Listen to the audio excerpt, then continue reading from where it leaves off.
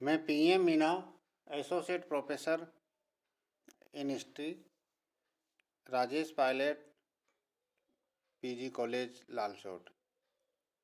विद्यार्थियों, आज हम BA पार्ट सेकंड का जो सेकंड पेपर है उसमें उपनिषदों पर हम चर्चा करेंगे। जैसा कि हमने जो पूर्ववर्ती जो वीडियो था उसमें भारतीय जो संस्कृति की जो आधारभूत जो विशेषता बता रहे थे, उसी का एक हिस्सा हमारे उपनिषद है। उपनिषद आर्यों ने प्रकृति के रहस्य का पता लगाने के लिए आत्मचिंतन किया। ये आत्मचिंतन ऋषि तथा चिंतकों के द्वारा जंगल में किया जाता था। इस चिंतन से निर्मित साहित्य को उपनिषद कहते हैं। उपनिषद में जीव, आत्मा और ईश्वर आदि दार्शनिक विषयों पर चर्चा की गई है। डॉक्टर राधाकृष्ण ने लिखा है कि उपनिषद भारतीय आध्यात्मिक शास्त्र का देदीप्यमान रत्न है। तो इस तरह से उपनिषद हमारे साहित्य के रत्न है। उपनिषदों का स्थान वैदिक साहित्य के अंत में आने के कारण इन्हें वेदांत भी कहा जाता है। और उपनिषद संसार के श्रेष्ठतम दार्शनिक ग्रंथ और ज्ञान के भंडार है। इसमें उस समय की धार्मिक, सामाजिक, राजनीतिक जीवन के बारे में जानकारी प्राप्त होती है। और वैदिक साहित्य का जो हम 4 भागों में बांटते हैं, इसमें पहला है संहिता, दूसरा है ब्राह्मण ग्रंथ, तीसरा है आरण्य और चौथे नंबर पर आते हैं उपनिषद। और वैसे ये वेद के साहित्य के अंतिम भाग है। इनमें जीवन, मृत्यु, आत्मा, परमात्मा, ईश्वर, जगत, जीव और प्रकृति आदि दार्शनिक विषयों पर चिंतन किया गया है। वैसे जो उपनिषद शब्द है उसका अर्थ होता है गुरु के समीप उपदेश सुनने के लिए निष्ठापूर्वक बैठना। प्राचीन काल में गुरु के पास श्रद्धा सहित बैठकर शिष्य एकांत में जिन गूढ़ रहस्यों का ज्ञान प्राप्त करता था उसे ही उपनिषद कहते हैं। उपनिषद जो हमारा ज्ञान है, रहस्यमय ज्ञान, वो गुरु से शिष्य को प्राप्त करने की जो एक परंपरा थी और उसी का एक भाग है। और इन ग्रंथों का उपदेश रहस्यात्मक माना जाता है। वैसे जो उपनिषद है उनकी संख्या के बारे में एक मत नहीं है, लेकिन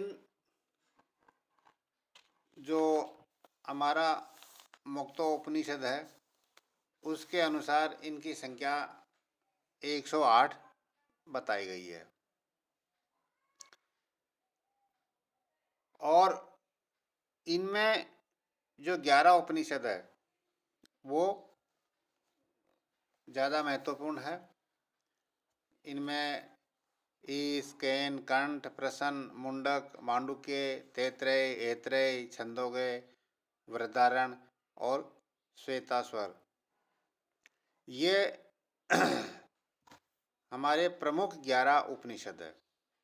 8वीं शताब्दी में शंकराचार्य द्वारा इन उपनिषदों पर प्रमाणिक भाष्य लिखे हैं।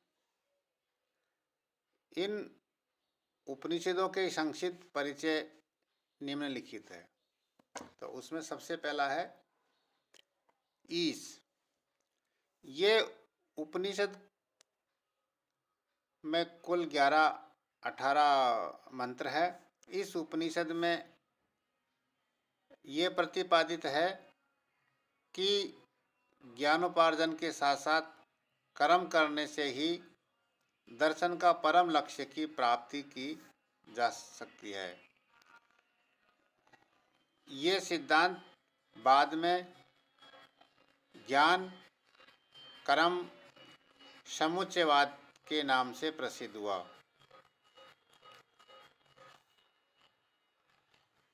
अधिकांश भारतीय दर्शन इसी विचारधारा की प्रधानता है। कैन ये उपनिषदों में ब्रह्म की महिमा का वर्णन करता है। ब्रह्म सर्वव्यापी स्वयं प्रकाशमान तत्व है। ब्रह्म का ज्ञान इंद्रियों से संभव है और इसी की शक्ति देवताओं में विद्यमान है। कंठ ये उपनिषदों में यमराज और नचिकेता का संवाद है। ये संवाद बहुत ही रोचक एवं महत्वपूर्ण। इसमें आत्मज्ञान की महिमा, संसार के विषयों की तुच्छ एवं आत्मज्ञान का उपदेश,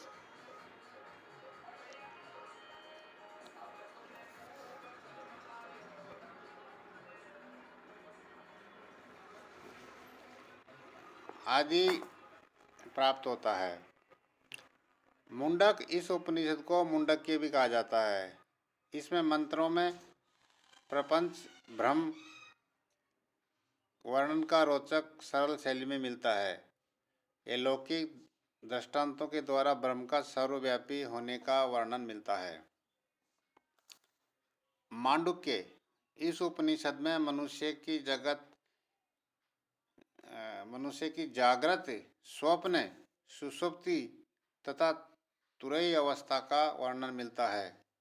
भूत, भविष्य तथा वर्तमान इसी अहंकार के रूप में जागृत अवस्था, स्वप्न अवस्था, सुषुप्ति अवस्था के बारे में जानकारी मिलती है। तैत्तिरीय उपनिषद, ये उपनिषद भी अत्यंत महत्वपूर्ण है। इसमें 3 भाग है: शिक्षा अध्याय, ब्रह्मनंद अध्याय और भृगुवली अध्याय। ऐत्रेय में सृष्टि का वर्णन मिलता है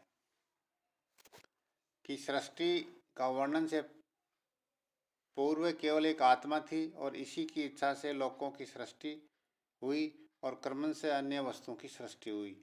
तदुपरांत मनुष्य के जन्म से लेकर मरण तक की इसी में व्याख्या की गई है। अंतिम अध्याय में आत्मज्ञान का परिचय तथा विभिन्न विषयों विज्ञान के रूप में निरूपण किया गया है। छंदोगय उपनिषद सूक्ष्म उपासना द्वारा ब्रह्म के सर्वव्यापी होने का उपदेश दिया गया है और अनेक दृष्टांतों द्वारा ज्ञान की महिमा का वर्णन किया गया है। इसमें ब्रह्म ज्ञान के स्वरूप का वास्तविक परिचय दिया गया है। इसके अतिरिक्त आत्म साक्षात्कार की विधि का बड़ा ही रोचक वर्णन है। बृहदारण्यक, ये उपनिषद सबसे बड़ा होने के कारण साथ ही साथ प्राचीन तथा प्रमाणिक है। इसमें आरंभ से उपासना तथा सृष्टि का वर्णन है। इसमें आत्मा और ब्रह्म के स्वरूप सर्वव्यापी का वर्णन मिलता है और इसी में उपनिषद में ब्रह्म और आत्मा का एकत्व भाव को भी बताया गया है। अतः यह संपूर्ण उपनिषदों में महत्वपूर्ण है। और आखिरी है श्वेताश्वर। तो इस तरह से ये 11 प्रमुख उपनिषद है। जहाँ तक इनकी रचना का काल है तो यह महात्मा बुद्ध के समय से लेकर और 3000 ईसा पूर्व के बीच के माने गए हैं। उपनिषदों की जो आधारभूत विचार है उसमें है आत्मा का स्वरूप। उपनिषदों में आत्मा के बारे में बताया गया। आत्मा अजर है, अमर है, सर्वव्यापी है, कभी नष्ट नहीं होती है। इसे जरा, मृत्यु आदि का कोई प्रभाव इस पर नहीं पड़ता है। ब्रह्म साक्षात्कार ही नहीं पड़ता और न ही आत्मा की कभी मृत्यु होती है। आत्मा सर्वत्र व्याप्त है। जो व्यक्ति आत्मा को जान लेता है उसकी कोई इच्छा नहीं रहती है। ऐसे व्यक्ति मोक्ष प्राप्त कर लेता है और जन्म मरण के जो बंधन है उससे छुटकारा मिल जाता है। इसी तरह ब्रह्म का स्वरूप है। उपनिषदों में ब्रह्म पर विस्तृत चर्चा है। इसमें भी ब्रह्म के प्रपंच जगत की उत्पत्ति मानी गई है और उपनिषदों में ये माना गया कि ब्रह्म से बड़ा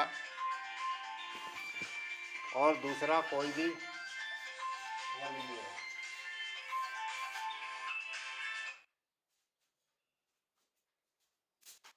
साथ ही आत्मा और ब्रह्म की अभिन्नता, सृष्टि की रचना और ब्रह्म ज्ञान का साधन, इसमें तर्क की प्रधानता, कर्म और पुनर्जन्म का सिद्धांत, जीवन का प्रयोजन, मोक्ष की प्राप्ति, ये हमें उपनिषदों के सार के रूप में देखना मिलता है। और उपनिषदों में यह माना गया है कि जीवन का वास्तविक जो सुख भोग वो भोगने में नहीं है, अपेक्षा त्यागने में है। तो इस तरह से जो हमारे उपनिषद है वो निस्संदेह ही हमारे मनुष्य जीवन में शांति प्रदान की दिशा में काफ़ी सराहनीय कार्य किया है। इनसे मानव मात्र का मार्गदर्शक कहा जा सकता है। इनकी शिक्षाएं आज भी महत्वपूर्ण है। यदि मनुष्य इन शिक्षाओं को अपने दैनिक जीवन में अपनाने तो यह आज भी आध्यात्मिक शांति प्राप्त कर सकता है। जर्मन के प्रसिद्ध विद्वान शोपेनहावर ने लिखा है कि संपूर्ण विश्व में उपनिषद के समान जीवन को ऊंचा उठाने वाला अन्य कोई ग्रंथ नहीं है। इससे मुझे जीवन में शांति मिली है और इन्हीं से मृत्यु के समय में शांति मिलेगी। हम आज के वीडियो को यहीं पर समाप्त करते हैं।